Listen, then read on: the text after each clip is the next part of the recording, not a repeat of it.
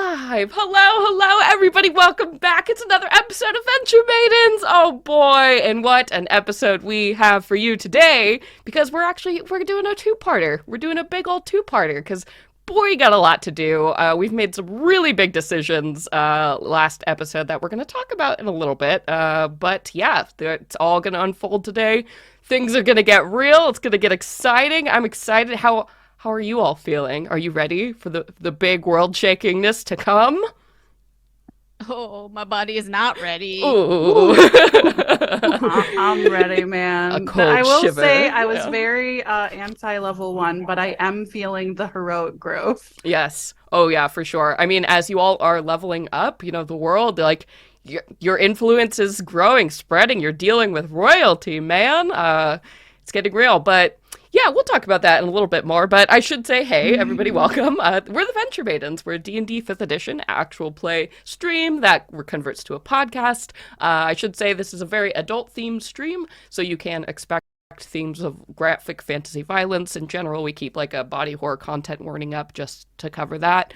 We don't anticipate any additional content warnings for today's episode, but you never know. Keep your eye on the chat and also in the show notes, just in case we do end up adding any changes there.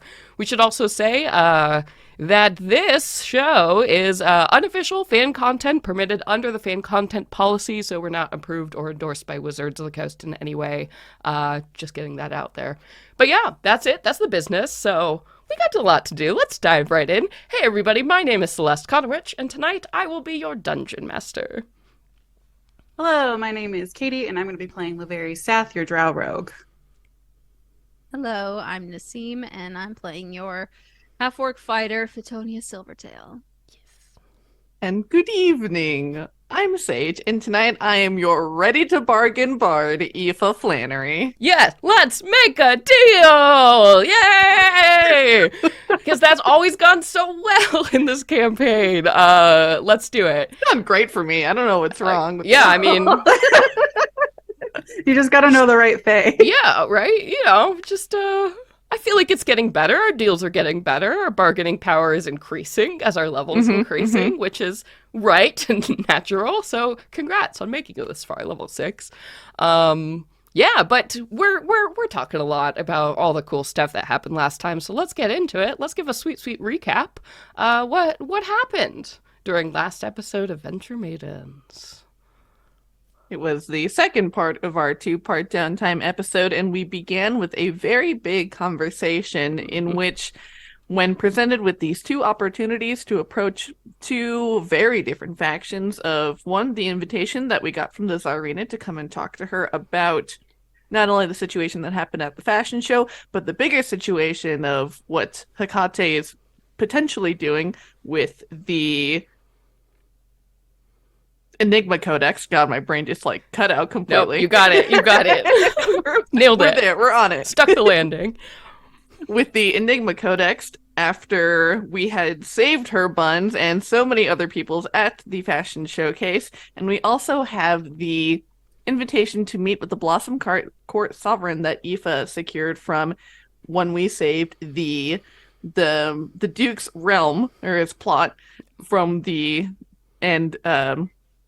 corruption that was happening to Mother Worm and everything. So we have these two meetings set up, and we had a big conversation about what exactly it is that we want to do. How do we want to approach it? Do we want to approach both sides, and kind of what our goals and strategies will be? So, Katie, you have a nice summary in your notes of what we're doing here. So, Take it away, me. If you just want to hit the highlights now, Yeah. and then we'll, in more detail when we're out of the recap, we'll go over that. Yep, for sure. Yeah, we basically decided that we want to approach it as a neutral party and not take any specific side. We're going to take Rook with us as our silent bodyguard lady, and then we just basically want to be really forward with them about what's going on, and hope that the openness and the transparency will allow us to first talk to the Tsarina, because we're nervous about people thinking that we're like evil fey conspirators. So we want to talk to her first, and then we want to see how that goes and go speak with the Blossoming Court blossoming, Blossom Court. blossom.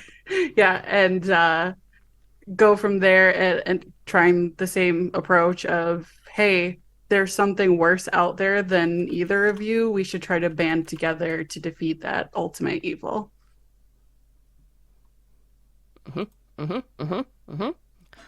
And what else did you do that episode? Because you also made some other decisions about how you're going to handle certain things like favors and potentially. Since Tony is still beholden with one big favor to the Weird Sisters, we're trying to approach Reynard, the deal broker, in order to help Tony get out of that situation.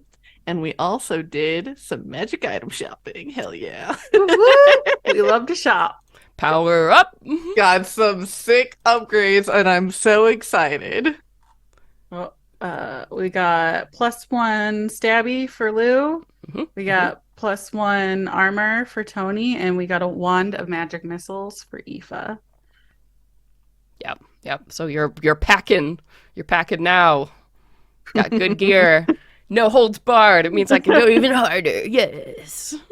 But yeah, no, that's really great because now we all have magic damage that we can use in these upcoming fights. Great. That I'm sure will Super helpful against the Fae. Yes. And yeah, other than that, downtime activities. Lou went and made another patron to kind of work towards their heroic destiny. So now she's got 2 out of the 3 that she can have. She ended up going and meeting up with a night hag and helping her out with her new child, the one who had the baby shower. Yes. So now I get to make 30 out of possible 45 gold a week, which will be really great because I owe the pot money right now. Yeah.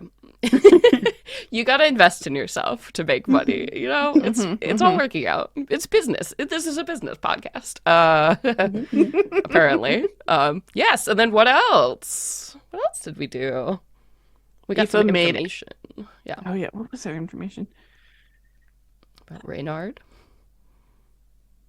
But Tony did information for Reynard. Yep. Yeah, but Tony went and... I think you're muted, but I think Missy found it. Oh. In her notes. I think so. The information I got was there's no known location of the Animal Lord, is what he's also known as. But he has a connection to canines, so communication with them could help us locate Reynard. The best news ever. We have to conspire with puppers. You have to find a pupper. I think dog friends. I even gave you rolled super well from what I remember. So I think I even gave you more specific. So because you know Reynard, you know that he's part of the forest court, right? You don't know, but he's a big deal. You saw him at Hakate's party, like when you stopped by. He was there, and he's got quite a reputation. Portimore was like, I don't associate with him. Yeah, his kind. So he's sort of a roguish on the side of... So not really associated with any courts. He's more of his own agent of chaos. Because you also learn, too, you're like, why does he do this? And people are like, we don't really know why he would broker these favors. But I think to get a hold of him, basically, you need to cast like an animal messenger spell on a canine to be able to talk to him, and then you get the location of where he is, because nobody knows where this dude is. Okay. Yep. So you have that in, so when you do want to get rid of that little favor, that is probably your best lead so far. Yeah. And I think for Tony, that's the best place to start. Okay. I mean, sure, after we talk to Sarina, but after that. Yeah, I think we decided the order was we're going to talk to the Sirena, then we're going to figure out the thing with Reynard and try to get rid of this favor, and then go talk to the Blossom Court Sovereign, from what I remember. Yeah. Definitely. Sounds like a plan, Stan. It was your plan. I'm just reminding you all. Sick. Anything else? I think that covers most of it. No, I think that was basically it, other than the rest of the party found out about Rook's past. Oh, yes. With who I assume is her wife. So, yeah, we don't know. That combo happened. But yeah, I think that was pretty much it for the episode. Yeah. Sick. All right. We did it. We made a lot of planning, so let's get started. Let's dive in right now. So last time we had, started off with that very big conversation that is going to guide basically the order of this episode.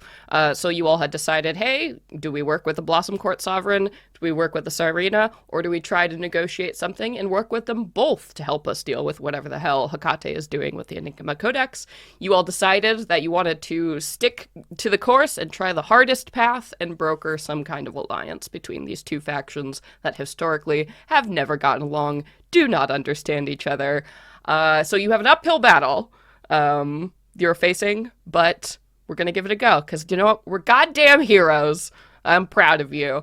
So we'll see how that goes. So step one of that plan. We crave a challenge. We love it. Nothing should be easy. It should always be so hard. Life is suffering. Yes. Embrace it, honey. So step one of this plan is meeting with the Tsarina. So you all, step one, meeting with the Tsarina, trying to get her on your side. Step two is going to be hitting up this strange animal lord named Reynard and trying to get rid of that big ol' favor you owe. And then step three is going to be speak to the Blossom Court Sovereign, was the plan that we've laid out. So this episode is dealing with step one of that plan.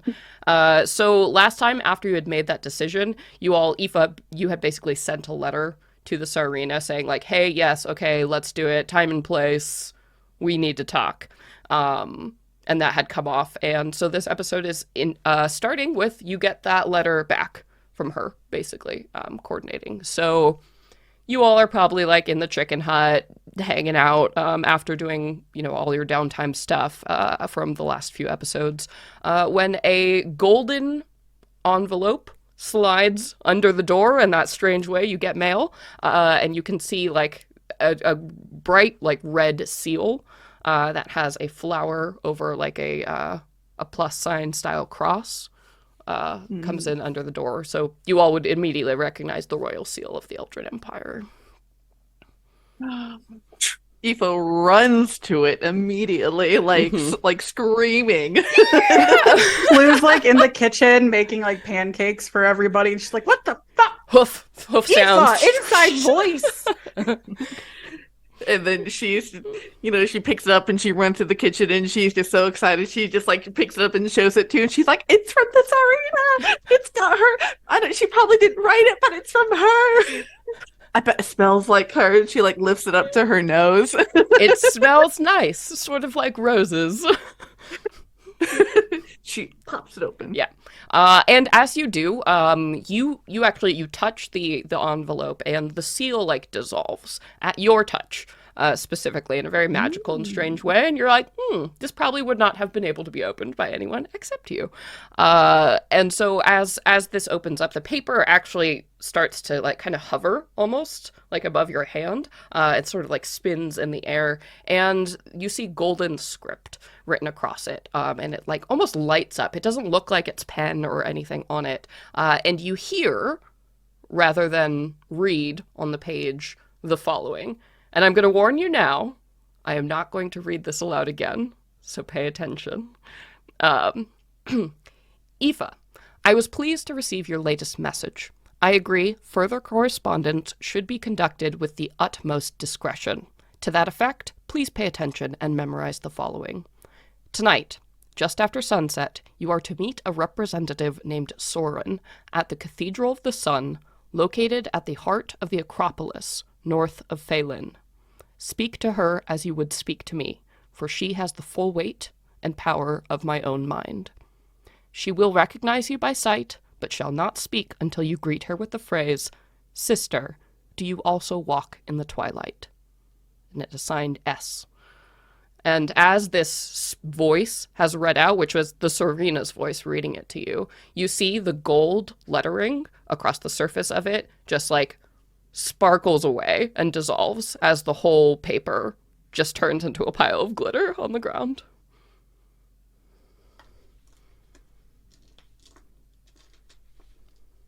Letter starting it off. Fancy. Sorry, you're muted, Katie, but... Lou is just like standing there and like a big glop of batter just like falls under the counter, and she's like, "What did it say? What are we doing? It's got you remember it all, right? You have a Did only photographic I hear memory? it? You heard it, Aoife. It was Oh. like a sending almost, but tied to a paper. Got Yeah. it. Got it. Okay. And yes, Aoife will recap that we have to go meet a woman named Soren at the Acropolis, and we have a magic phrase that we get to use. I hope you remember it, word for word. There wasn't a description of what she looked like. No, she just said that she would recognize us. Okay. But Right. she won't speak until we say, "Sister, do you also walk in the twilight?" Right. Yeah. Cool. Tony It's was like just I in was her reading room. it myself. Tony was just in a room caring for her plants and comes out with like dirt covered hands. Like, where are we going? What's happened? What? Well, we've got instructions for us to go and meet the Tsarina finally. Oh wow. Okay. Well, at least Well- go and meet an agent of the Tsarina, and then maybe the Tsarina. These things are so complicated. Important lady. Secrecy. Everybody should definitely eat a full breakfast. And she starts pulling out all the plates and everything. And it looks like something that Aoife in particular would love on this important day. And she's going to give you inspiration in these carrot cake pancakes with a maple cream Ooh. cheese glaze. Oh, damn. Love that. Delightful. Wonderful. All right. Yeah, so essentially you have your instructions. You have a time, you have a place, and you have a name of someone. So you have a few hours here, most of the day actually, before you have to be where you need to be.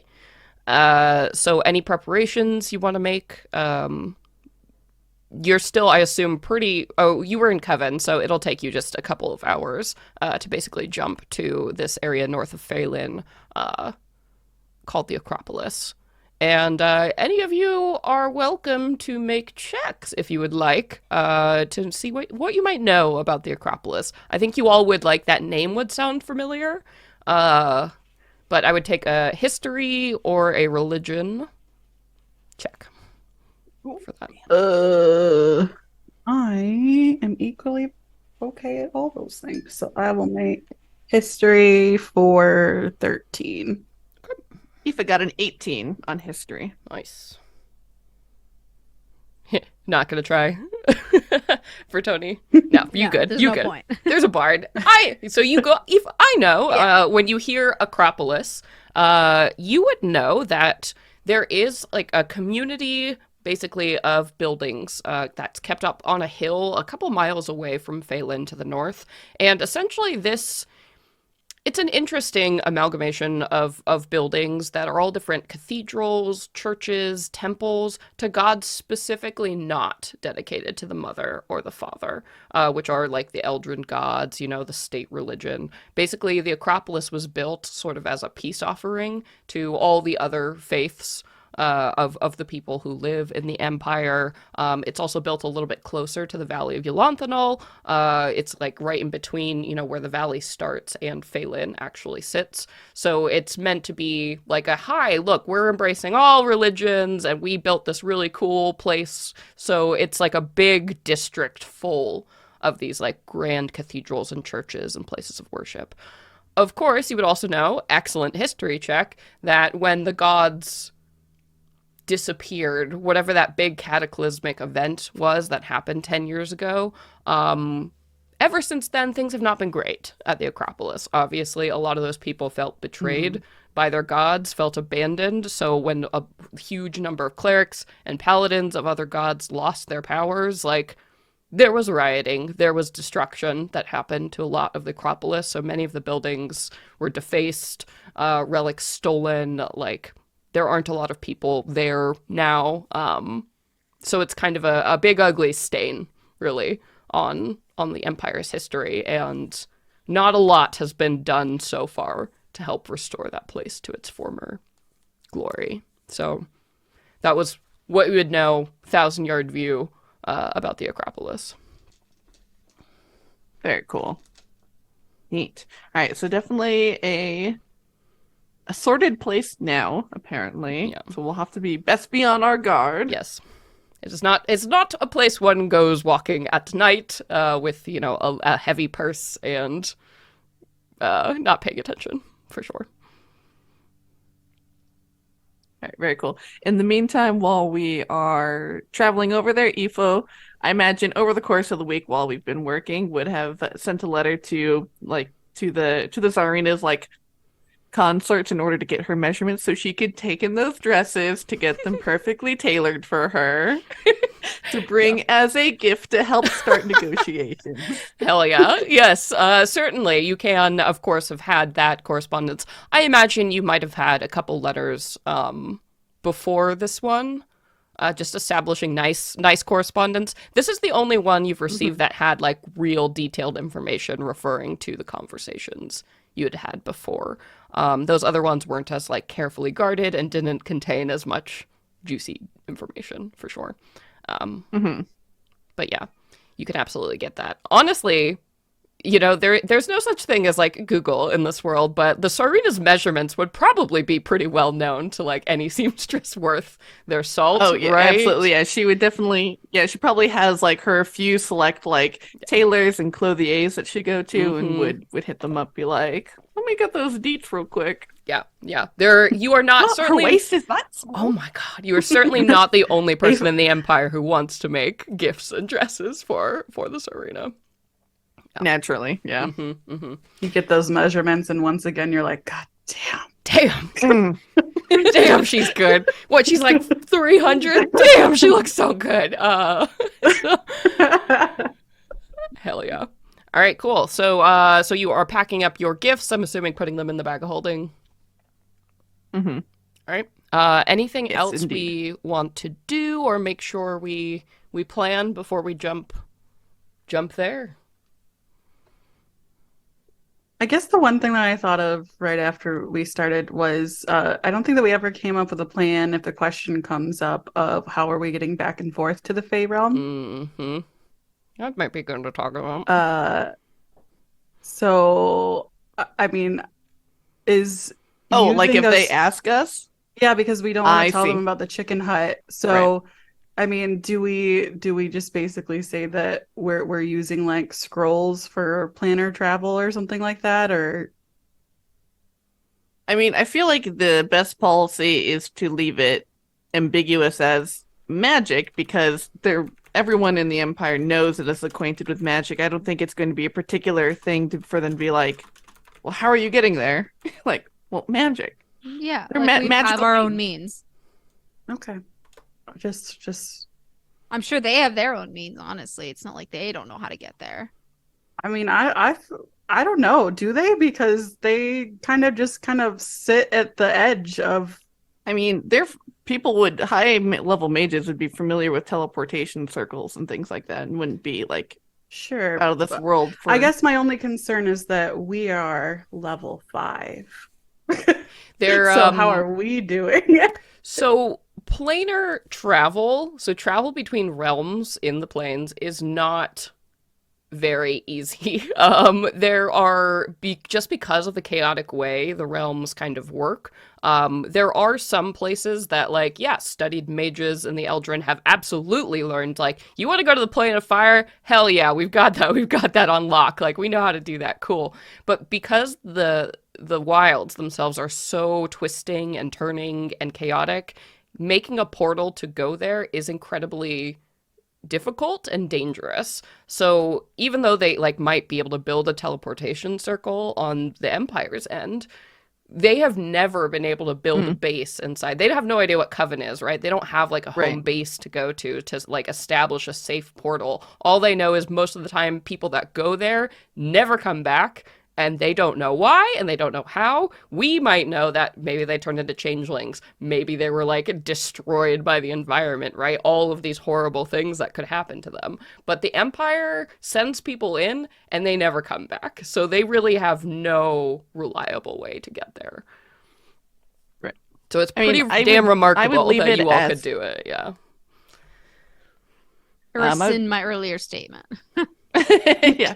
So I would say, And we don't have to specifically point it to Rook being the one who showed us, but made a connection with someone who is able to go back and forth, who like showed us the well that we used to get to Coven, that mode of transportation. Yeah, maybe like There are doors. We have a person, but with the same respect that we would want to give you privacy with some information you're going to give us, we don't want to give their name. Is that sort of thing? Yeah. I'm gonna go with okay. All right. I just wanted to make sure, because if we are like, look at this hut, Rook is gonna be like, I'm gonna fucking kill you guys. Like, what hut? Swear to God. I'm denying everything. I don't know anything. Oh yeah. So and Rook too has just been kind of passively taking in all of this. She seems very like just nervous about the whole thing. And she said before, she's like, listen, I don't want to be part of this, whatever this conversation is. I realize this isn't my bag. I'm not great at this. So she is just like suiting up with weapons and like full, like, I'm going to be here and I'm just here to kill things and I can do no more than this. Please do not ask me to do any more than this. So with that macabre certainty, she's just strapping on more and more daggers onto her body. Right. All right. Best accessory. Big ol' knife. All right. Then I don't have anything else. All right. Anything from Tony? Nope. Good to go. Yeah, good to go. Okay. Cool. Then time moves forward and you travel across back from outside your parking spot in Coven to now back to the mortal realm.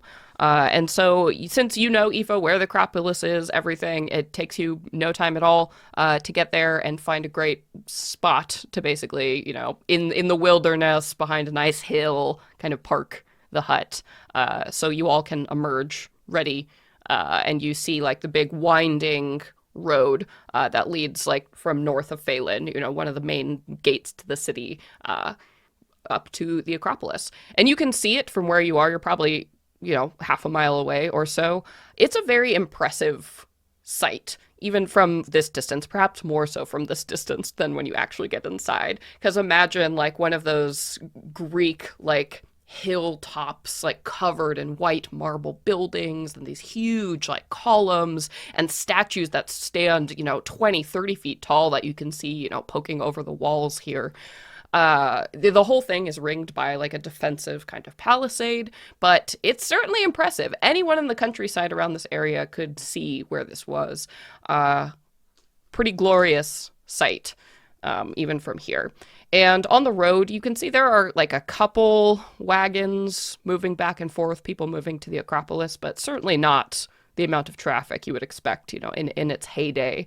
And especially since evening is approaching, and the lights of Phelan are starting to glow and flare up here, and the Acropolis itself remains dark. There don't seem to be any kind of street lights or lanterns, any of it, as the cloak of night just kind of swallows up this majestic sight here. So, walk onto the road and into the Acropolis. Acropolis, that's going to be hard to say. Cool. Indeed. Yeah. Onwards and upwards. Yeah.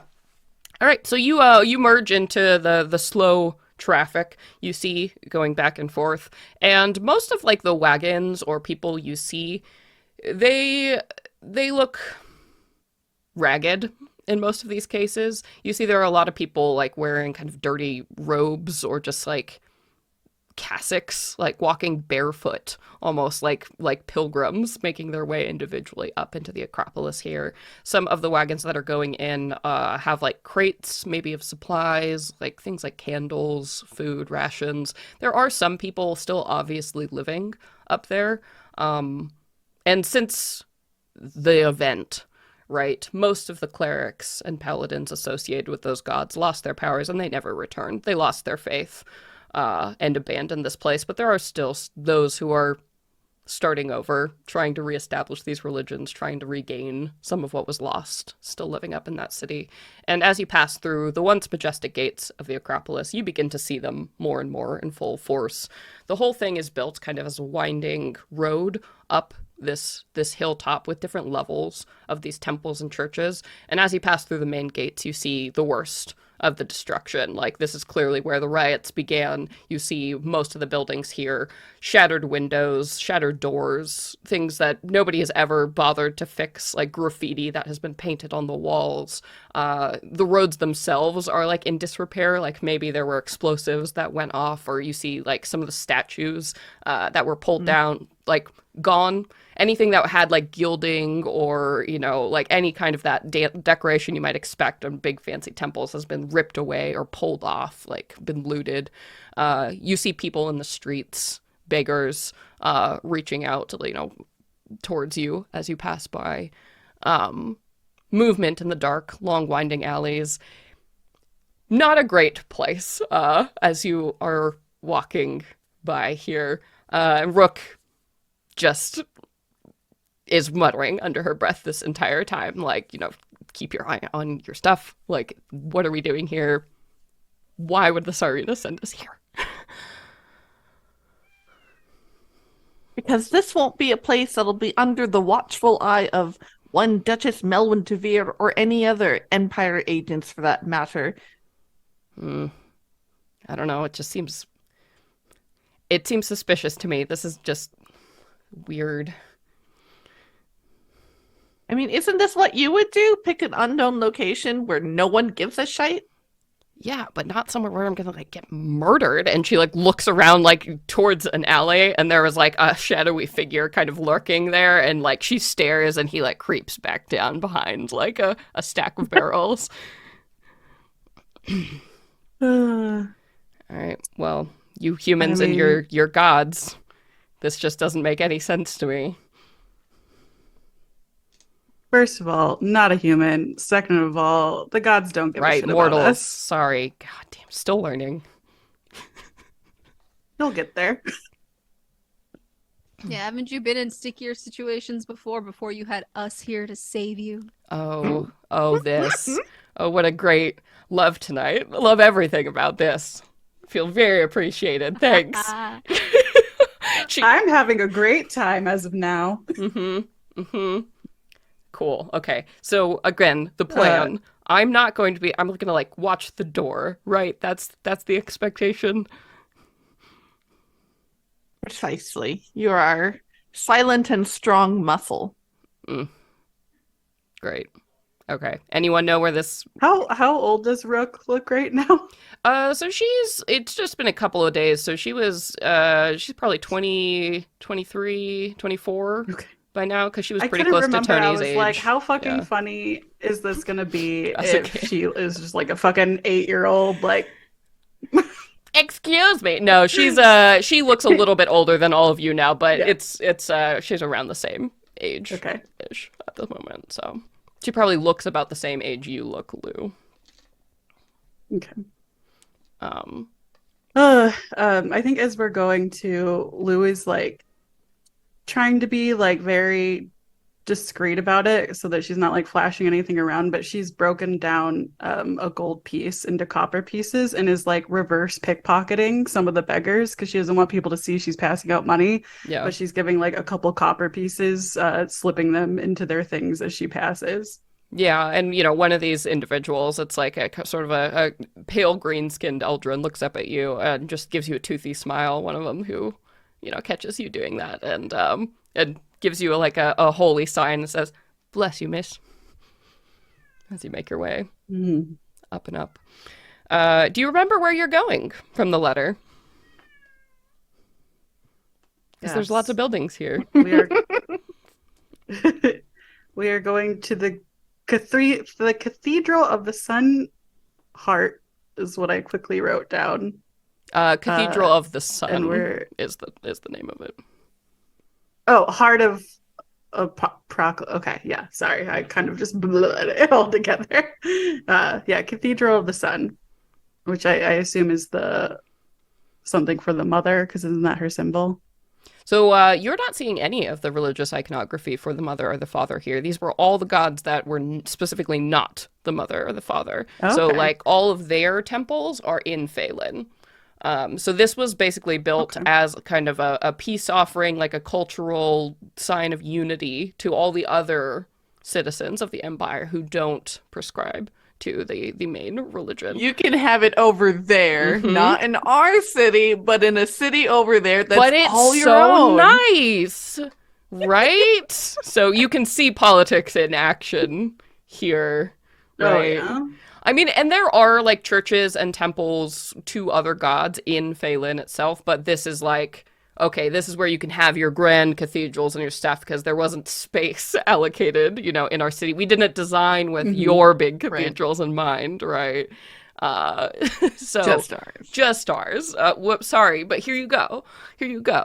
Of course, you know, now it's a shit show and it hasn't been repaired since the event, but you know, things are chaotic. Things are chaotic. So, Cathedral of the Sun. Why don't you go ahead, Bard, dear Bard, and make me another check to see what you know about this. I'll help you find this place. Use that beautiful brain. Oh yes. What? The history? History or religion would be good.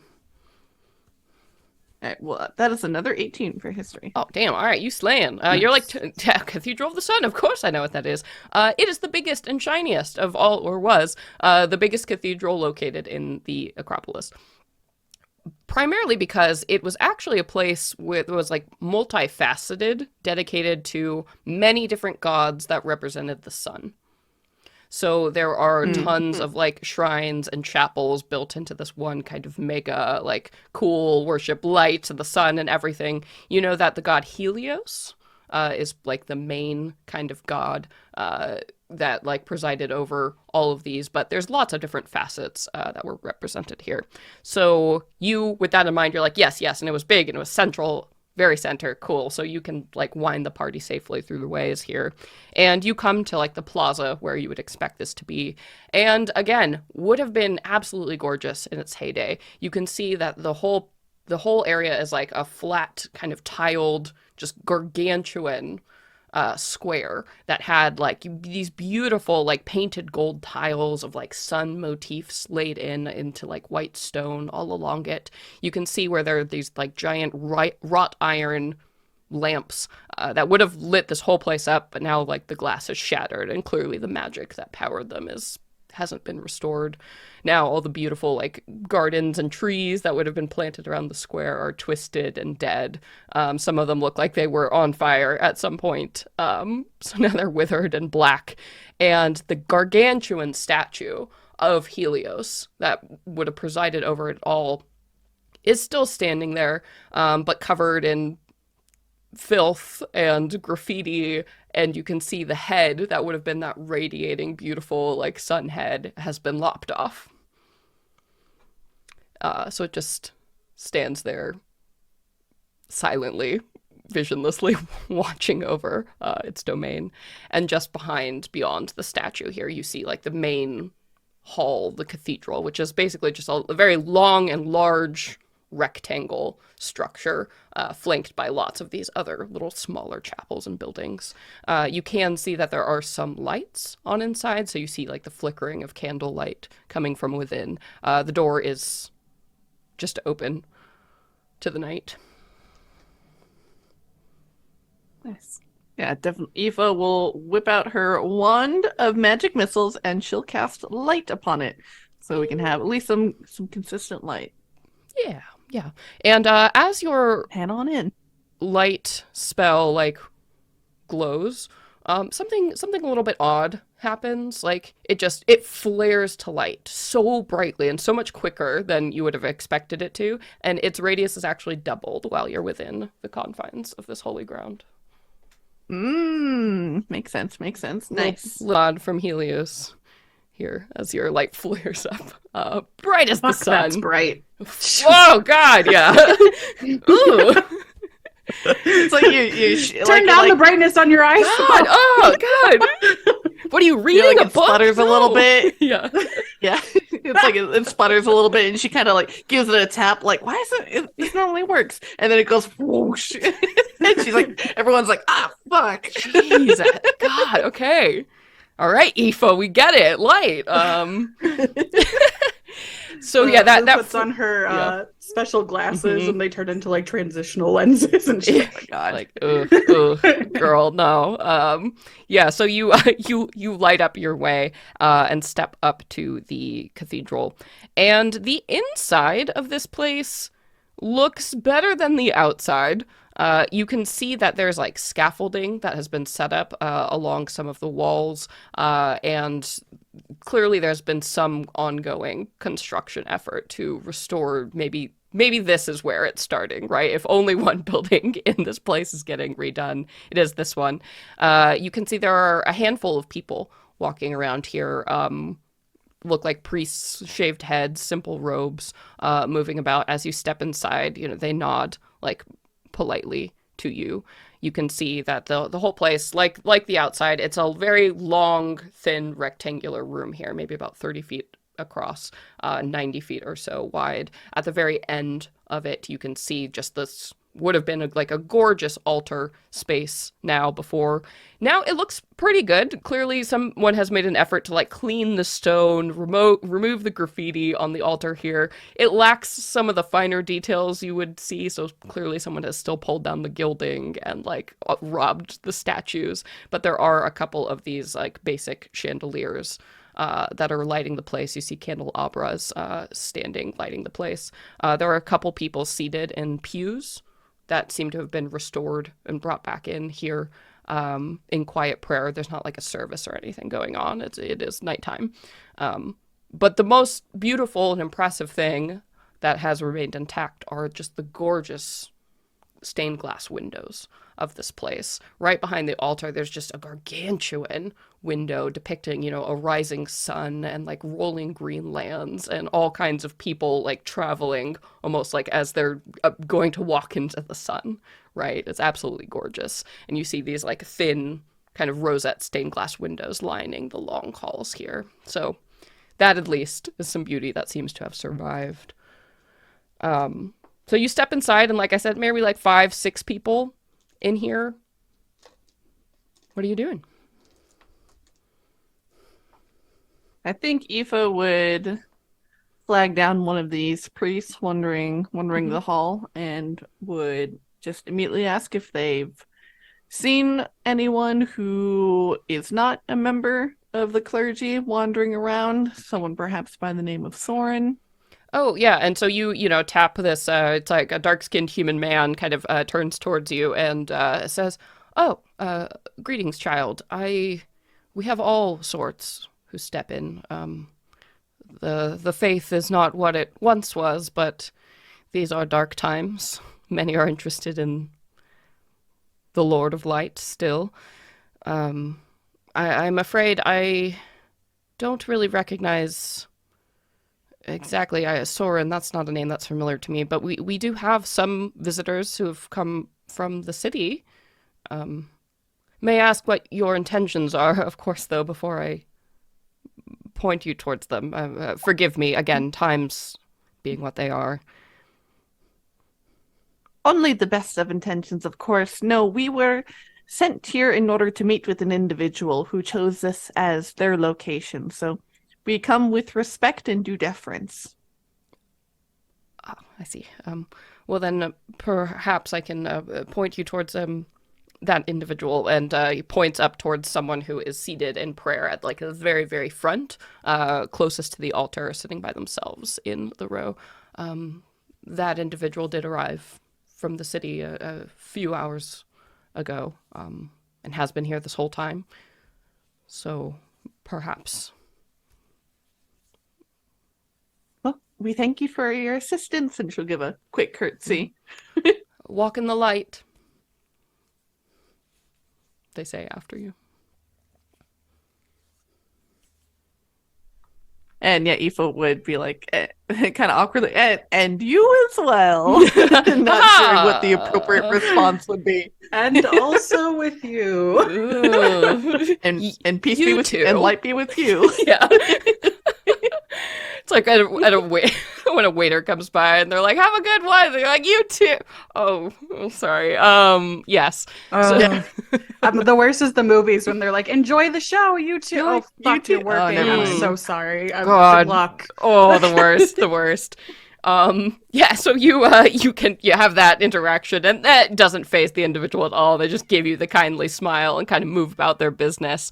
And you make your way up towards the front, and you can see this person who is dressed themselves in like a simple kind of traveling robe. You can see there is a hood pulled up over their head, but you can see like the ears of, it's like a periwinkle skinned sort of Eldrin person who does seem to have their head bowed in prayer. Aoife would scamper up and go to kneel beside them upon the pews, and sort of with her hands clasped in prayer position, and look off to the side and would ask, "Sister, do you also walk in twilight?" Indeed I do. It is good to see you. Are these your companions? Yes, the three in the back over there. Good, then you know you may speak to me as if I were Sariel in this instance. She has given me full force to converse with all of you. Please. And she offers like a hand for you all to take a seat around her. Yeah, Aoife will nod for them to come over. Awkwardly and clunkily with all my weapons and armor coming Yeah. through the cathedral, sit down and like give a little minor salute as she sits. Yeah, and Rook is gonna stand there and be like, I'll watch the door. Thumbs up, Rook. Grimace. Yeah, so she clunks back, herself also loaded with weapons, and every step, of course, it's a giant cathedral, tall ceilings, lots of stone, so echo, echo, echo, echo, and just can't help but just everyone know, and Rook hates it, you hate it, Tony, it's very uncomfortable, but she goes right outside, right back down the way, and takes a seat outside the cathedral doors. Just so if anybody were to enter. It does seem like this is the only entrance and exit to this main building, so she is guarding that point there. And then this individual, who you assume to be Soren, kind of smiles quietly at you all and says, "Forgive the dismal location, but I figured if anywhere was safe to converse, it would be here. It is far away from the Eldrin Empire in many aspects." Aye, that's what we were thinking on our way over here. Best to be as far away from prying eyes as possible, certainly. Yes, I appreciate your discretion thus far in this matter. The Sarina's enemies are many, within the court and without, as I'm sure you all are aware. We come with news about a threat that faces mortal and fairy realm alike, and that a high-up member of one of the Fey courts by the name of Hecate, who is a part of a coven called the Weird Sisters, has come into possession of perhaps the most powerful item to exist in the known universe. And we know not yet what she plans to do with it, but truly, anything is possible. I see.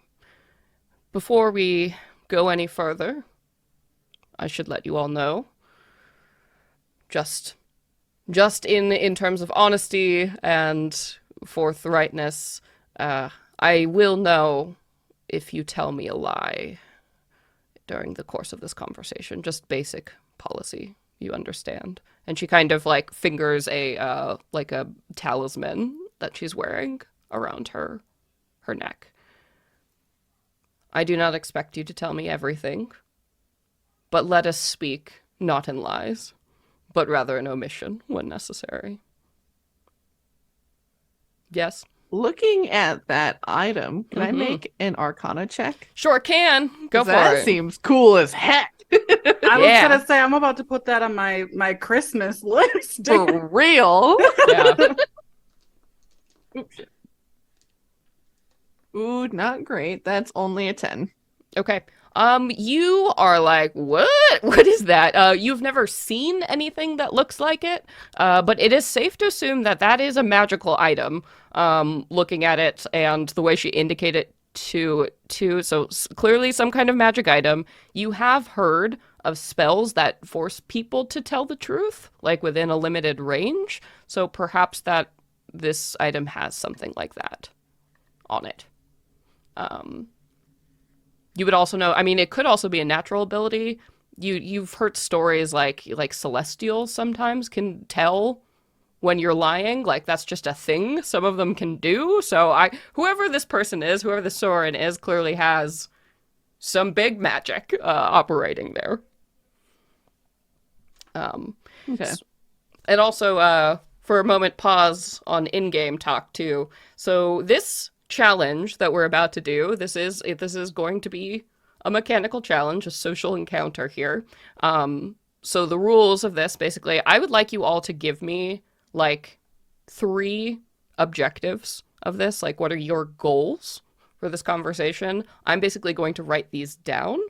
And over the course of like your discussion and stuff, that is going to affect the DC for how each of these challenges is going to be set, right? So we'll name the goals. We'll have our like role-playing discussion. I'll set the DC based on how well I think you've convinced me that these goals should be enacted, or you've convinced Soren. And then if you succeed on the check, cool, you will get that goal accomplished. Is basically the way this is going to work. So let's go ahead and name those goals. I would say I would like 3 to 5 of these. The more you have and the more specific they are, the greater your chance of success. Just based on this. So if you all want to if you think about this like as a debate right now, like what exactly is it that you want the Tsarina to do? Be as specific as possible, and like let's name that as your goal. And I will write that down for this. So all of you discuss what those are. What are you trying to accomplish? What do you want? So we know that our method that we're trying to go with is trying to be a neutral party, trying to forge an allegiance, albeit probably temporary, with some of the courts who are willing to tackle Hecate and whatever her machinations are. So exactly that, establish a temporary truce to overcome a greater evil. So let's get more specific. What do you want the Tsarina to do for that truce? Do you want her to promise she won't attack Faye? That she won't like send troops here? Or like what specifically do you want her to do? Like show up and have a conversation with someone? Like specifically what she can do. Actionable goals. So I think I don't think that they really. I feel like it's gonna be really hard to convince her to in person go and meet. I feel like if she will allow us to be correspondents for her, because I don't think that it's really fair to ask her to give us 100% faith and go put herself in a dangerous situation. So, sorry, go ahead. No, go for it. I was going to say, with that, though, of just entrusting us with all that power, I think if we ask either if Soren or someone who can act on her behalf, who she would trust, that way we can show that we're not just trying to usurp power here, we really are trying to bring people together. So if we can take an emissary for you to the Fae courts to meet with some of these sovereigns so that we can try and broker what that allegiance would look like. And I do think adding on the no attacks, like a ceasefire while we try and establish this truce is a good step as well. Yeah, ceasefire until the threat is dealt with. Ceasefire against who? Because if random Fae are wandering in and and dealing and messing with people, messing up the city, and people are wreaking havoc because of deals that they're making with Fae, I don't think it's fair for us to ask, like, don't deal with that problem, like, True. because, so I think in Ceasefire between agreed upon courts who also on their end agree to this, because with the Fae, it will be like a deal basically on their end, I'm sure. So they can't break that within reason. There's always going to be some outliers who bullshit around with words and whatever, but I think what could be more interesting in the long run is if instead of trying to outright kill those Fae, of instead like employing whatever agents or forces to do more research gathering about them, about either the people who are making these deals with these Fae or the Fae themselves. So we can use them for interrogation purposes. So to distill But both just of taking people prisoner is what you're saying? Yes, instead of killing them. So I heard two goals in there that I'm going to distill and see what I would say are an actionable goal. So one would be promise not to attack members of a specific court, like of a specific fairy court. So like if you broker an alliance with X court, you promise not to kill Y members of said court, right? Yes. That is one actionable goal I heard. The other one I heard was dedicate your power and wealth to researching and finding agents of the other courts is an actionable goal. Also, I guess an actionable goal would be any Fae that do not belong to X or Y courts or like people working with them should be detained for us to interrogate. Is what I would hear as an actionable goal. Indeed. Yes. And then give us an emissary to take with on diplomatic talks. Okay, so like to meet with the Blossom Sovereign. Yeah. Okay. And let's make it really specific. So send an emissary to the Blossom Sovereign because you have that meeting coming Invitation. up, right? Okay. Yeah. So goal 1, get her to agree to send an emissary to meet with the Blossom Court Sovereign. Number 2... That will join us in those talks, too. I want to specify that we're going to be also involved in those negotiations. Okay. And we're happy to be protection for that person as a neutral party. Okay. All right. So you would be like the neutral facilitators of that agreement. Okay. Yeah. Yes. Mediators. And then 2, basically agree to have a ceasefire, like recognize one of these courts or whatever it is, recognize them, and then stop the Empire from actively hunting or fighting the members of that court. Yes. Mm-hmm. Okay. All right. And then number 3 was spend resources to investigate. Let's be more specific on what you want for that one. What kinds of people? What kinds of Fae? Fae from all the other courts? All Fae in general? Like what are we looking for? Probably on the Heavenly Court's activity. Celestial Court? So Heavenly Court. Yeah. A Heavenly Court? No. Okay. So allocate resources to finding and investigating agents. Yeah, of the Heavenly Court. Agents of the Heavenly Court. Question.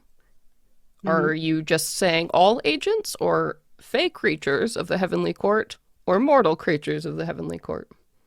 All. All. Okay. Because that's a little bit harder of an ask. Okay. I think that it's worth it in the long run if our ultimate goal overall, whether we're saying it or not, is to get them all to work along to put a stance that everyone is equal in that regard right now. Yeah. Okay. Cool. I think those are the big points. I don't think we should ask for much else. You want to keep it to those 3 goals? That's 4. Yeah. What is the 4th one? Agree to give us an emissary, promise on a ceasefire for the courts of the Alliance, dedicate wealth and resources to get intel on the Heavenly Court and to give us captured Fae or mortals from the Heavenly Court to interrogate.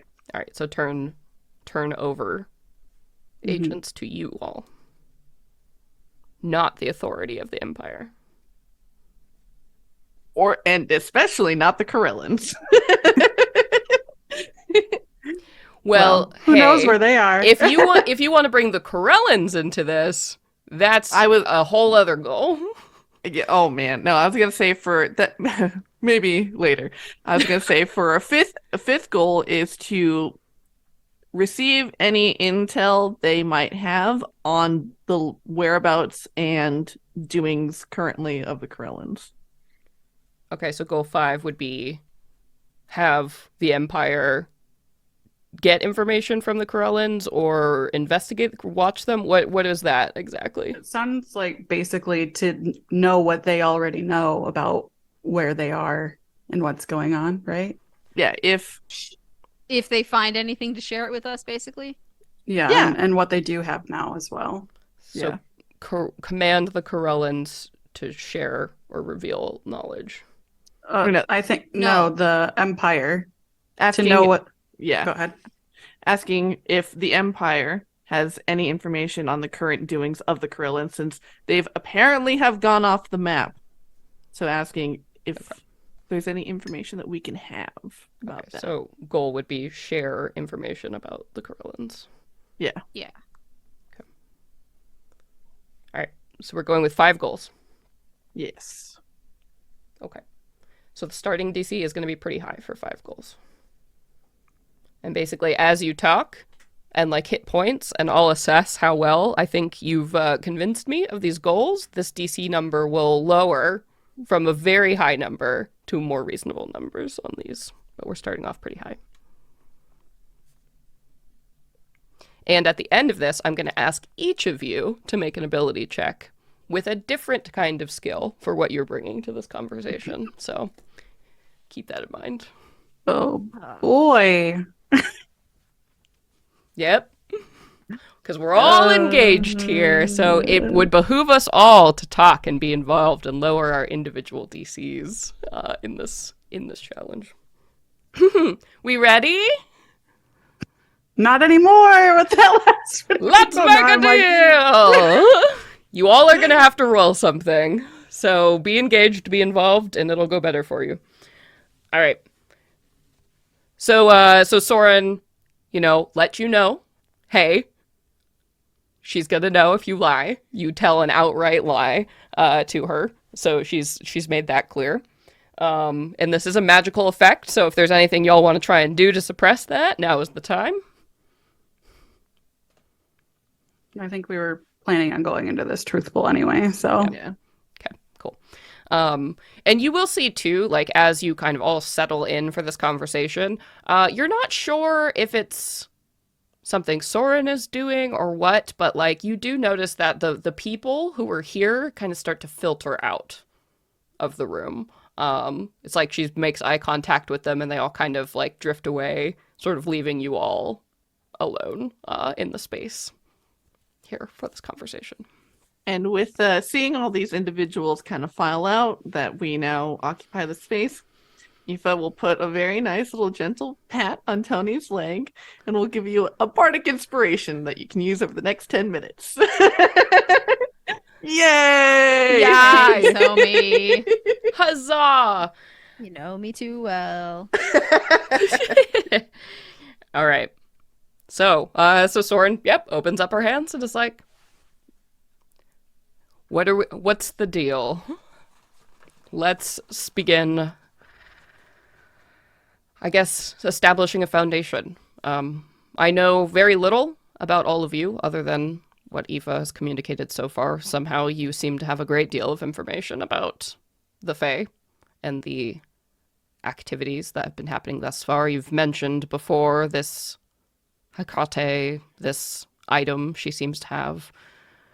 I'm going to level with you and be frank, I know very little of these courts or really any of this.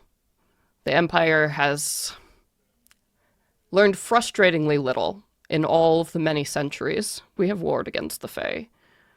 They are an enemy that seems to have boundless power and disastrous implications at every turn. So, right away, I should let you know we're coming from a position of desperation here. So we are certainly amenable to anything you can offer, within reason, of course.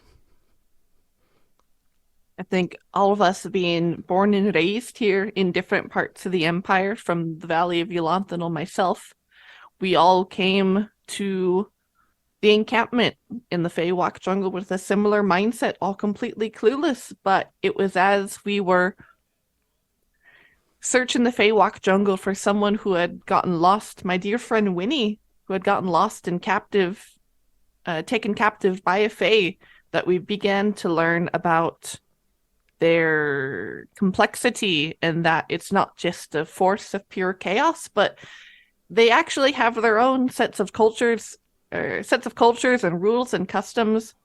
And as we had someone introduce us to the wilds proper and into a city known in the Feywilds as Coven, we began to see that while they are strange and completely foreign to us as mortals, they are still bound by their own sets of rules. And so, I mean, predominantly, they've got 7 courts which rule over different domains and interests.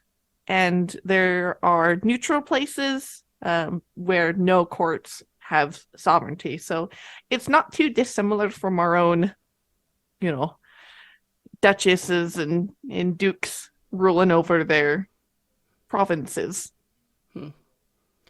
And you there, I'm sorry, I assume you're Photonia?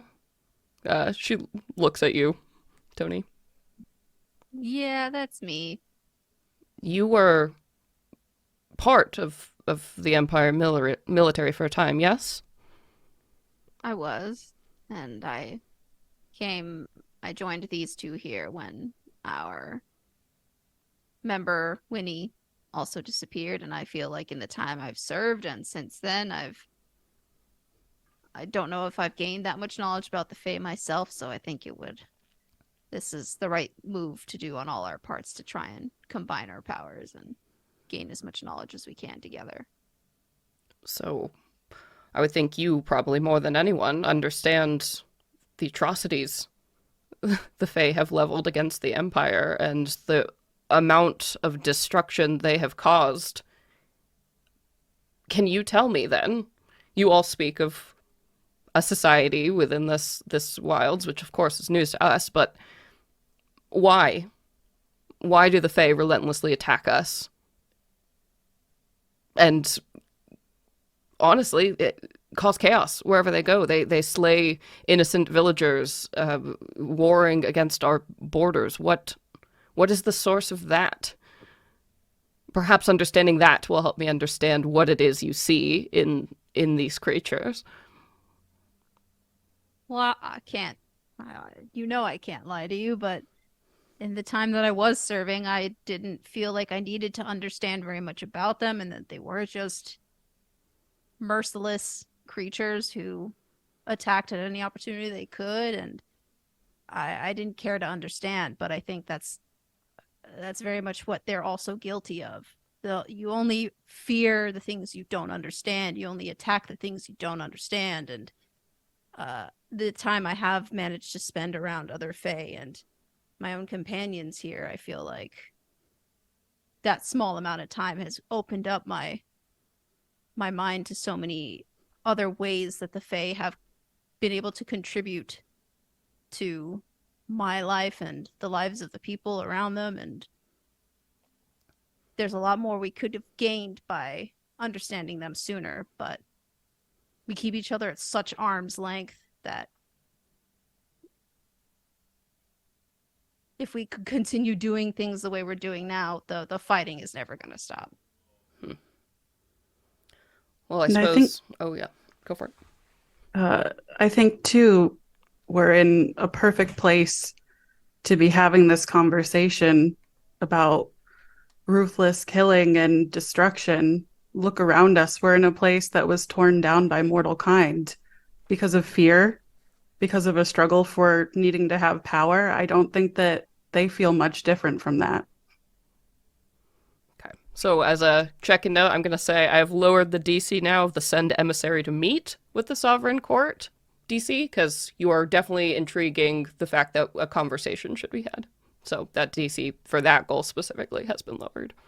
And she does. She's taking all of this in and thinking, well, I certainly would say that it would behoove both of us to gain a greater understanding of what each other wants. From my perspective, we do not know the length and the power of the Fae, their reach. They do seem to know more about us than we know about them. We have found their agents within our borders. They have nefarious magic, sowing these strange artifacts that can corrupt and twist the minds of our people. So I wonder why they would even wish to reach out to us. What do they hope to gain from an alliance? They seem to have the upper hand. Be quite frank, we are losing this war. Well, and I think the thing is we're never going to win a war.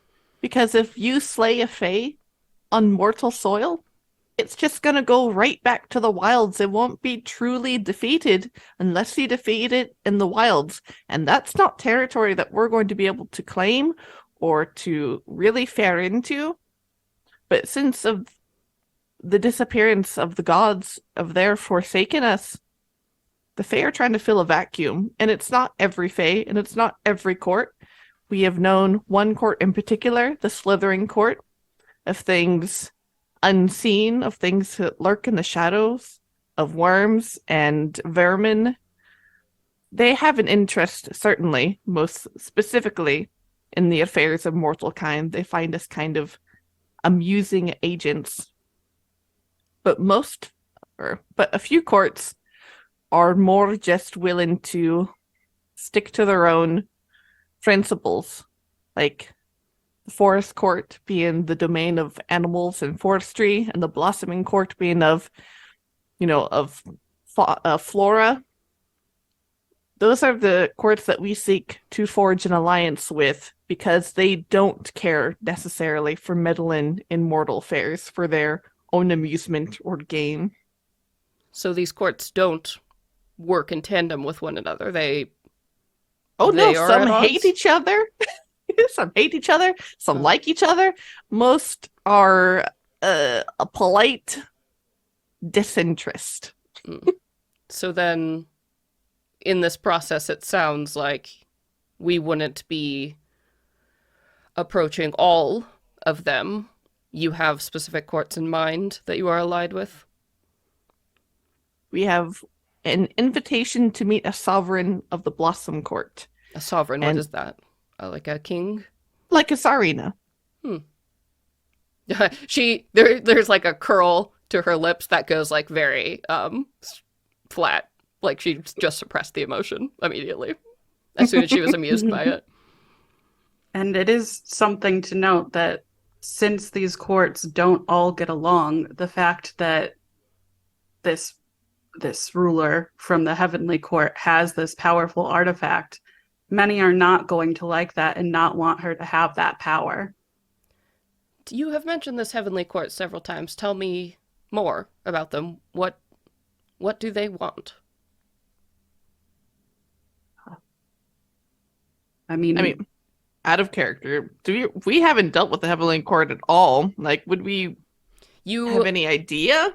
I mean, at this point, it just seems like they want power. You have heard, you don't really know 100% because, like, you've kind of pieced together now, gotten enough clues that clearly the Weird Sisters are part of the Heavenly Court. You might even have evidence to suggest Hecate is the sovereign of the Heavenly Court because the way she was able to rip open a portal in the middle of another court's realm. So that's like queen clues you can start putting together here. But you haven't met any other agents of the Heavenly Court that you know of so far. And is weird that, like, she's opening up these portals, she got this book, like, you don't really know what she wants. Okay. But it probably is not good. You've been able to suss that out. Yeah, that's accurate. I don't think she's planning a dinner party with that book, I gotta say. I mean, from what we can tell at this point, all we know is just that she's collected an artifact that will give her power beyond what many Fae have ever had before. And if I were her, and I don't know if this is the case, but in that situation, if I'm trying to amass power like that, you know, here on the plains, on our continent, we have you, and we have the Serena, and you know, I think that to combine all of them with that ultimate power, that would probably be my goal if I had that kind of craving. And this heavenly court doing this, you think the other courts would not want this to happen? I don't believe so. I mean, like we'd said, every court has their own culture. I don't think that anybody wants their own culture smashed into submission by anybody else. So Certainly. Sorry, go ahead. I was going to say, you all have successfully lowered the DC for the allocate to finding and investigating agents of the Heavenly Court DC. You've made a pretty good case that you don't know what she wants, but it would be really good to know. It would behoove us to understand. Okay. I'm sorry, continue. Yeah, and just Aoife would add,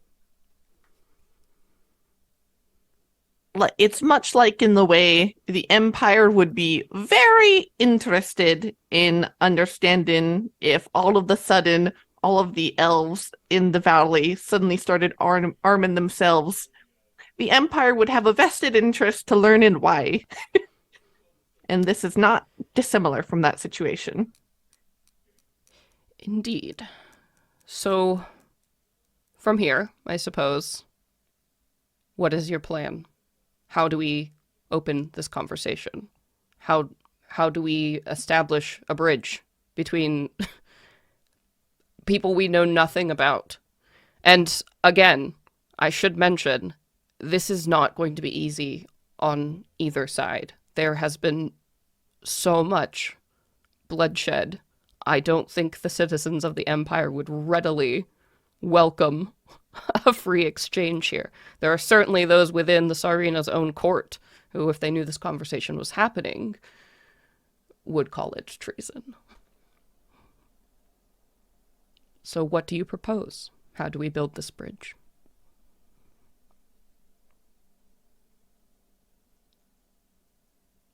Well, I think our first step is to take an emissary to speak with the Blossom Court Sovereign.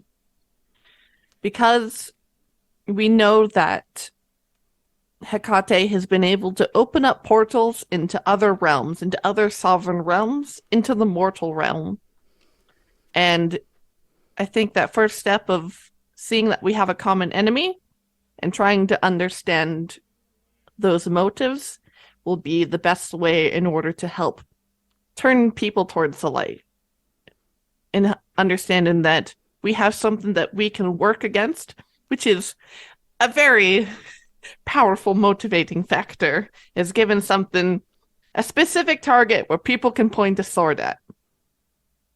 So you think if we build a relationship with this Blossom Court, that they would help defend the Empire against this Heavenly Court? You think they would be motivated enough on their side?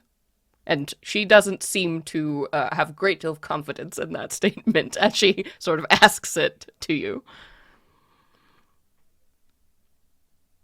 I think at the very least, they are happy to fight against somebody who is also an enemy of theirs.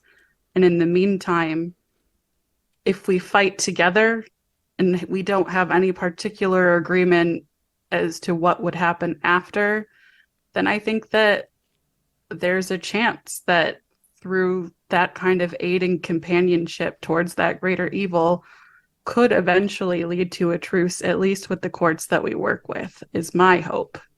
Because with the time that we've spent there, I mean, like Tony said, we were all with the army standing to protect the realms from an invasion. And we've met some Fae who have been nothing but warm and kind to us with no nefarious means. It's just like with humans and elves and everybody else. There's always going to be some, excuse me, downright shitty people. But I think that if we start to break bread together and actually try to speak instead of just fight, there's always a chance that we'll have a positive outcome for the future. Okay. I'm going to say the DC for the ceasefire against a specific court has been lowered. You were talking her into the benefits of having a mutual understanding, at least for now. Enemy of my enemy is my friend. All right, so and she continues to kind of take this in here. Well, it seems you all have lofty goals and a great deal of information.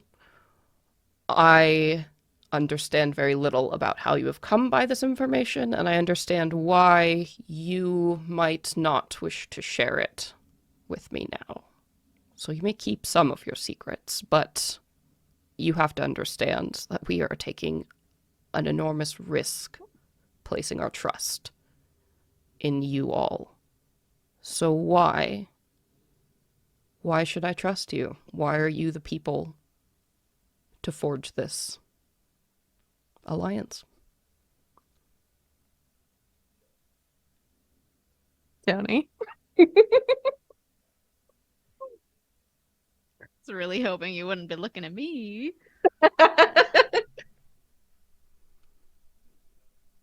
I am trying to make a really big wrong right. And my companions here have been loyal and brave enough to help me. They're putting themselves at risk, and I know it's gonna be a very difficult thing for all of us to accomplish, but we've only been able to get as far as we have in the mess that I've created because of working together and trusting each other. And now we just need to get our team a little bit larger to solve a greater problem. And I wish I could do this alone. I don't want to be putting anyone in danger. I've almost tried to push people away, but I fell into their trap, and it's going to cause so much more harm if I don't try to fix it with the people who I know have the resources, who have the power, who also have a lot to lose, basically. I don't want to run away from this, and May I ask, and let me know if this is something you are unwilling to share, but you speak of this mess, of this great weight, of this mistake you made. What was it? What did you do?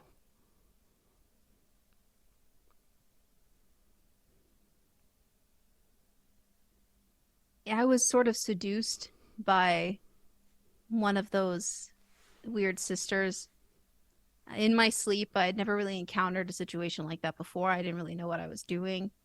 And I accepted a gift from them. And it was a very large gift. It led me to really something incredible, but there was a cost for that gift. And now everyone else has to pay for it. And that's my mess.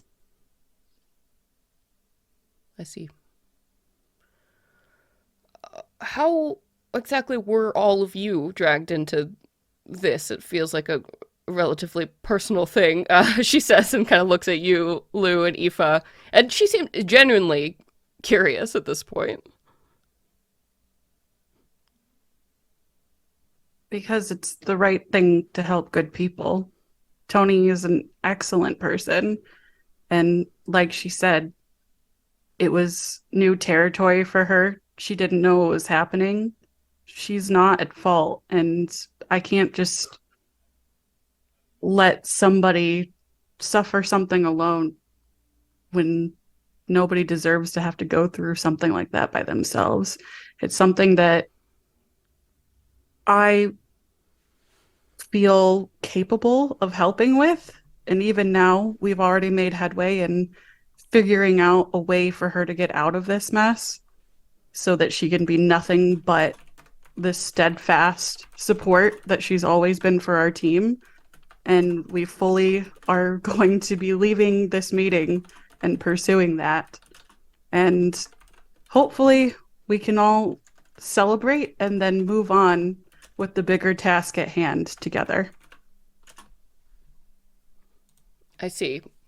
It's clear you all care for one another, and this is rooted in something, but specifically, how did these creatures target you? What was it about you that made you so remarkable?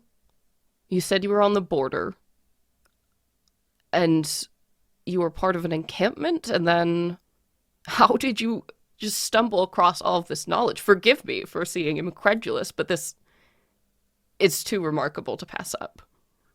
Well, it's not as if it's been just an afternoon. This has been over the past 3 months, some odd time of learning about all of this, about... And you have survived speaking to the Fae and stepping into the wilds and all of this for months?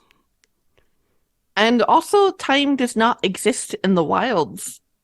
So it gives us even more of an opportunity to experience more, because we're not just merely beholden by the physical rules of our realm. And yes, we have survived. It's been in part to our silent and steady hired muscle, as she kind of throws a thumb back to Rook. Oh, yeah. As someone who has been an incredible ally who has sort of helped to introduce us to the world and help us not get immediately killed. You know, there are times where we've come close. But what we've learned is that the Fae can be incredibly insidious and tricky, as they are known to be, in approach and in dreams. And I think because all of us have such strong personalities, principles, and desires for things that we want to accomplish in life, I think the Fae are drawn to that because they want a taste of that power. They want to understand and manipulate motivations. I think that's sort of something that they thrive on. And so I think that's how part of how we've gotten swept into all of this.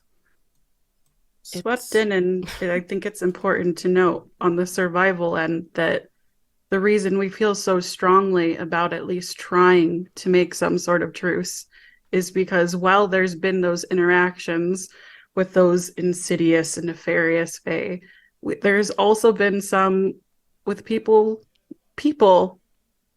of Fae kind who have been nothing but kind and generous and welcoming to us without asking for any kind of favor. I forgive me. It's remarkable to hear that all of you have survived, and not only that, but thrived in this world that has slain hundreds of my people. Our people, she says, and it's unraveling. Lou kind of like gets a little twinkle in her eye. Yeah, she smirks. And and we've sent scholars and some of the best warriors we can offer, and Corellans who have not been able to survive in this world, but the three of you have somehow. It is I truly think that remarkable. there's something important in going into the unknown without a fully clenched fist. If you're looking for a fight, you're always going to find one. True. And she just sighs and sort of like looks up at the big stained glass windows. Well, I am certainly impressed by what you all have laid out. But as I've said, the Saurina is in a difficult position with all of this, so anything in her power to do must be done discreetly and, as you have suggested, through a medium, through others. So what do you propose? Where do we go from here? Exactly what do you ask of her?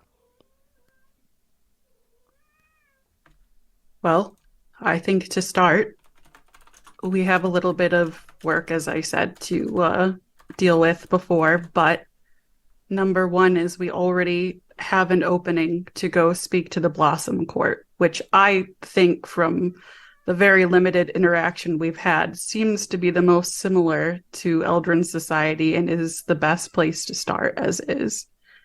Having somebody come with us to have that open communication and to see, just to get a taste to be the beginning of maybe opening negotiation would be excellent, because we don't crave to be these all-powerful people in this arrangement. We just hope to be people who have a hand in brokering peace, if even for now. All right. I'll say your DC has lowered again for the emissary to meet with the Sovereign Court. It's also lowered again on the ceasefire against a specific court after this alliance. Those things you have sold really well to her. So as we move into asking the next phase here, keep in mind you haven't lowered the DC at all. You haven't mentioned the Corellans. And then turnover agents for you all to deal with, that actually did lower. Because you all clearly have some kind of weird power with the Fae that is very impressive to her. So that DC has lowered by 1. Emissary, ceasefire, and allocate resource, or emissary and ceasefire have gone down by 2. Allocate to finding resources against the Heaven Court, basically, and send agents to you have only been lowered by 1. Corellans has not been lowered at all. All right. And I think that is a wise step of this proposal. First, to send an emissary, open the conversation. But where would we go from there?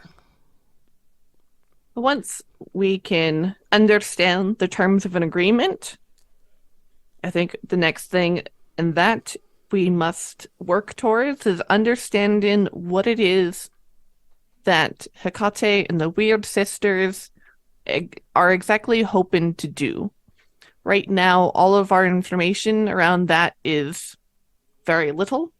And so, if on the mortal side, while we would appreciate it if you all find anyone associated with the Heavenly Court, be they mortals or fae, of detaining them.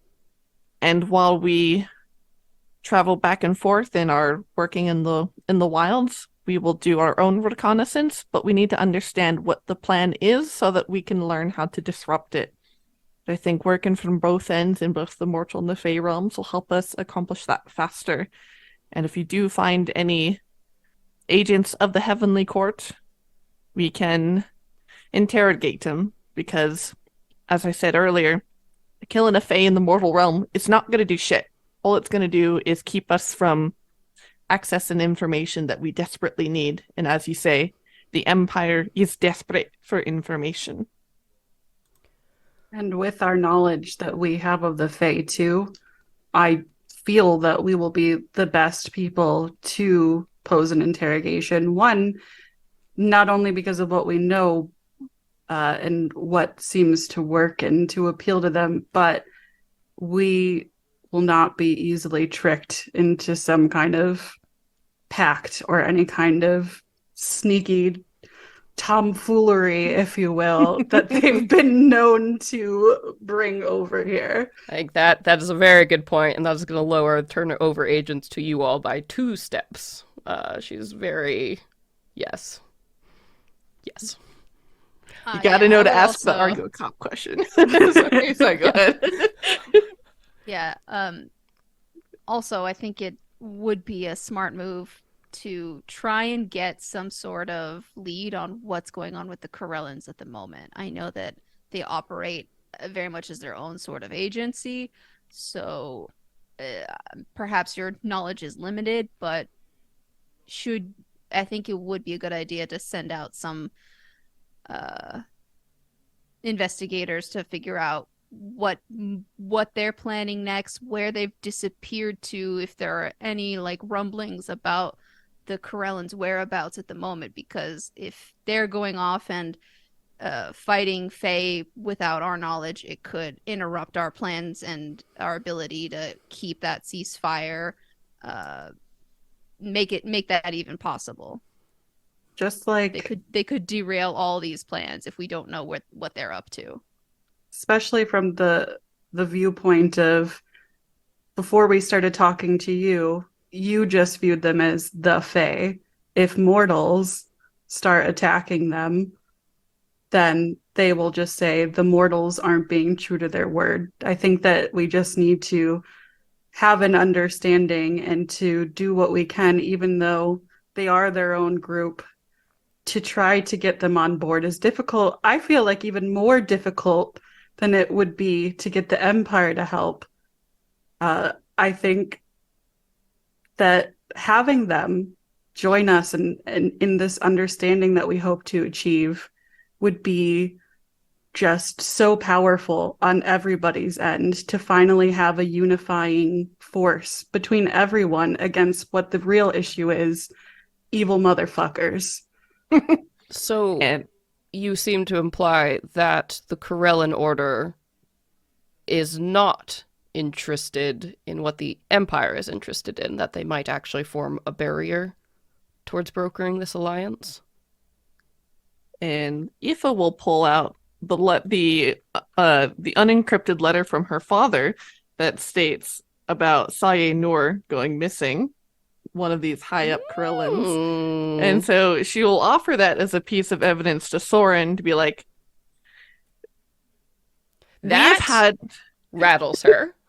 Obviously, when she reads that and she sees Saye's name, this woman clearly recognizes that name. You all don't, but she seems actually genuinely concerned, like, when this happens. Speaking back to early campaign, they were good buds. You all work together. She knows Saye very well. So it's very upsetting. Leaning on that, I think Aoife would immediately pick up on that reaction and would lean on that and would say, we know not every Corellan is out for blood, but I think of what we know of the Order in general is that they take a shoot first and ask questions later policy, and we have had our own run-in with a Corellan named Whistler, who personally threatened me and my life for Heaven Fae ancestry. And while there are people in that order wandering around into the world, they stand as a threat against any sort of understanding that we might actually be able to accomplish. And if these Corellans, these high up, powerful people, are going missing, we need to know why.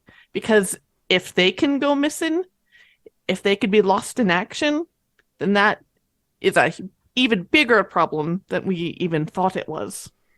And not only that, I would say just mechanically, even just here, between mentioning Saye, great fucking idea, and your argument for that so far, you've knocked this down by three stages already. That was very effective thus far.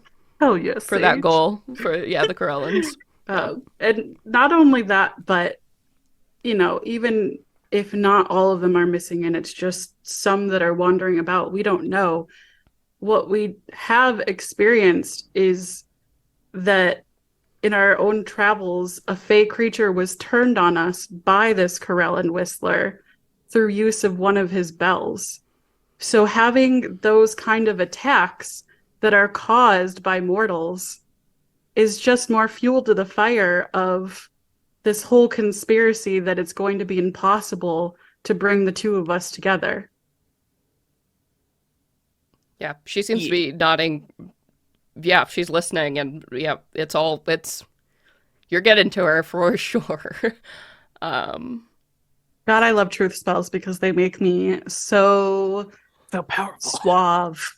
Right? Everything I I'm feel saying is better true. when I'm in a zone of truth. I don't know what it is. I feel freer. So The weight weird. is lifted. Oh man. Cool. All right. So I think we've lowered some. I think we've lowered some of these. I'm gonna do one step down across the board because that was just so effective. You're really getting to her. All right. Yeah. Okay, so currently right now you've lowered the Corellans by 3 steps, that goal. Share information about the Corellans. You've lowered the send emissary now by 3 steps. You've lowered the ceasefire against a court now by 3 steps. The allocate to finding and investigating is only done by 2 steps. Oh, no, that's 3 now. Okay, you're doing great across the board. And the turn agents, so they've all been lowered by 3 steps now. So you're looking pretty good. Hell yeah. Guys, I wish I do could this. high five y'all so hard that it hurts. Yeah, look at this social encounter. Look at the skills. Look at the skills. All right. Okay, so you've laid out the plan so far. You've told her you need the emissary. You've told her you haven't actually specifically said the ceasefire, but that's been pretty implied. You have told her you want her to look into the agents of the court and turn them over to deal with you. And we've talked about the Corellans, pretty much. So you've pretty much hit the nail on the head. Yeah, so what is your closing statements here on this conversation? Then we're going to make some checks. I think too, obviously we start at step 1 and we see what happens. It's not practical to throw money and resources at something that may not even be something that happens. But if the time comes that we do make this alliance, I mean, we're just 4 women. We're just mercenaries who wound up in this thing and want to do what's right. We don't have the funds to back some big advance that will help us, everyone, to get to a better place. We would need financial support, resources in order to actually make this into something that will matter. Of course. Well, I think a conversation certainly needs to be had. And there are agents I trust with my life. And she just smiles. It's gone. We all know here who you're talking to. I will send one of them with you to speak with this Blossom Sovereign, at the very least. But now we make rolls to see if there's more. She's going. So all of you tell me what is the skill you would like to use. So some of you have brought examples of stories. Some of you have brought information. Some of you have obviously just been outright persuasive. Some of you have called on your connection to the military. Like, we can be a little bit creative. What is this skill here that you think you've realistically brought to the table that has helped? I think obviously Aoife going for building the arguments, making the arguments, using evidence that we've collected. She's going hard for persuasion. Yep. What are you going with, Flu? Come back to me. Huh? Come back to you. Okay. I would say, the skill investigation would actually work really well here. You've made a lot of inferences and put logical information together and X to Y. That's what I was thinking, but I didn't know if you were going to make that insight. But if I can use investigation, then I'm very good at that, and I will take it. Insight would also work really well here. I don't know, Tony, what your what your deal I is? was Yeah. I was leaning between insight or survival, just from the things that she's learned since practical, leaving. yeah. Exactly. The things they've experienced. Yeah, I think either of those would be great. Okay, so because we're setting this now, we're all gonna make a series of rolls here. So, all right. So Aoife is going with persuasion, Mm-hmm. and we're gonna roll. Don't Right? forget We you have 5 rolls inspiration from Brecky. I have advantage because she's a neutral or amiable party, so I have advantage on my charisma checks against her. here. Oh hell yeah! Oh hell yeah, Because of my heroic destiny. I'm a celebrity, bitch! Okay. And then Lou is investigation, and then Tony is going with, which one are you going with? Survival? Let's go with survival. Okay, cool. Let's roll for that first goal, kids. 26. 26, you are good, Eva. 17. Okay. Tony? 12. Okay, that is a fail. All right, but 2 out of 3 of you did good. So I'm going to tally this all up at the end, total checks and fails. All right, goal 2. Let's roll again. All right, this time I'm going to use my inspiration. 26 again. We got those blessed 19s. That is 14 plus 8, so 22. Okay, pass. 16. Scraping by, but that's a pass. You all luckily you lowered the DC. Come on, Tony. The DC started at 30, everyone, for each of these goals. You That's lowered gross. it significantly. It was reduced by 5 every time you made a good point. Ooh. All right, Aoife. Let's start again. Next round. Well, everybody's rolling, but for goal 3. 16. All right. Scrape it by. Okay. Ooh, that's not that good. We're going to use our bardic inspiration this time. That's a 14 for me. That's a failure. That's... What was it? The drama. What is it? Add the math. We're all like, Math faces. I'm firmly holding on to my butt right now. I didn't make it. I got a 14. Okay. Ooh. All right. Next one. Let's go. Goal 4. 26. Jesus. That 19. That dice love it. Tony got a 17. 30-20. Okay. That is good across the board. All right. Goal 5. Okay, I'm going to use my inspiration on this one that I have. 25. Mm-hmm. Natural 20 for 28. Yes! All right. 21 for me. Okay, cool. Hell yeah. Nice. Okay, pretty good about across the board. So you got 12 out of 15. So what that means is that 4 of your goals succeed and 1 does not. Pick one of the 5 that you will not be able to get. You will not be able to support Handing none of Over that. agents? My vote would be for handing over agents. I feel like that's the one that we can afford to lose.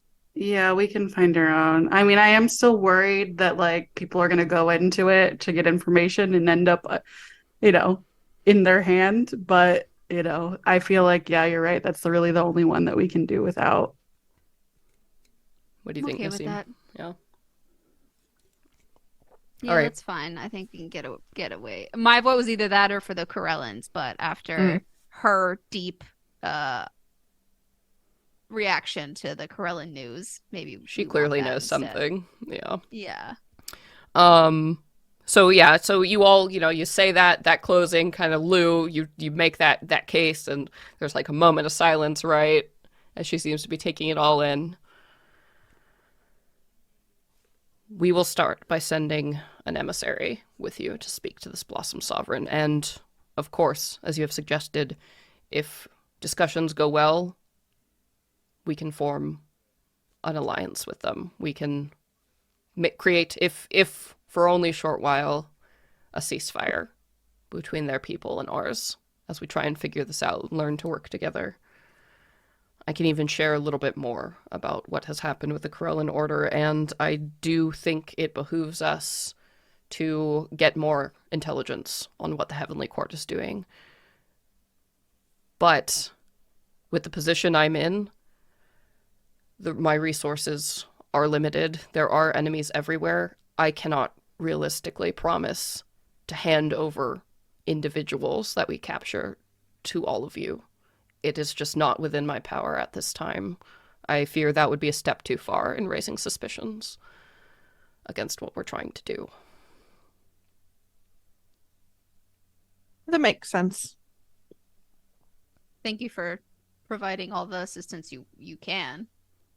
Thank you for... And thank you for coming to meet us face to face. I know that it's not easy. Indeed. Getting away is harder and harder each year, it seems. But it is nice to know there are still friendly faces out there. So, thank you all. I will be in touch soon with the name of this emissary, and we shall... And she pauses, almost like she heard something, but none of you hear it. And then 30 seconds later, the ground just rumbles just a little bit, and you hear a slamming sound that comes from the front doors of this cathedral as the heavy ancient wooden doors are slammed shut, and the sound of a very heavy bolt is drawn from the outside as somebody seems to have locked and barricaded the door. And then there's a sound of shattering that comes from the front big window over the altar here. And with that, as the wind pulls in through the shattered windows, all of the candles in here go out, leaving just Aoife's light on the wand, the only source in this otherwise totally dark room. And against the moonlight now of this totally broken room, you can see the shards of this stained glass start kind of spinning and floating in the air as they swirl together to form a shape. That seems like a good place to end part 1. So we're going to take a little break, and we'll be back for part 2 in a little bit, gang. But stick with us. Thank you all so much for being here. We'll be back next time with part 2 for each and every one of you. So let's just do some cash intros or outros, just because we are going to split this up into 2 videos. So thanks so much, everybody, for joining us for part 1. Can't wait to see you in a bit. I have been your Dungeon Master, Celeste Konowich. Hello, I'm Katie, and I've played the very Sathir Drow Rogue.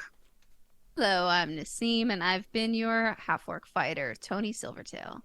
Oh, and I'm Sage, your deal-broken bard, Aoife Flannery. Woo, woo, woo, woo. All right, folks. Well, if you're watching it live, sorry you gotta wait 2 weeks, but everybody else, if you're listening or whatever, we'll see you in just a little bit. Be right back. Bye.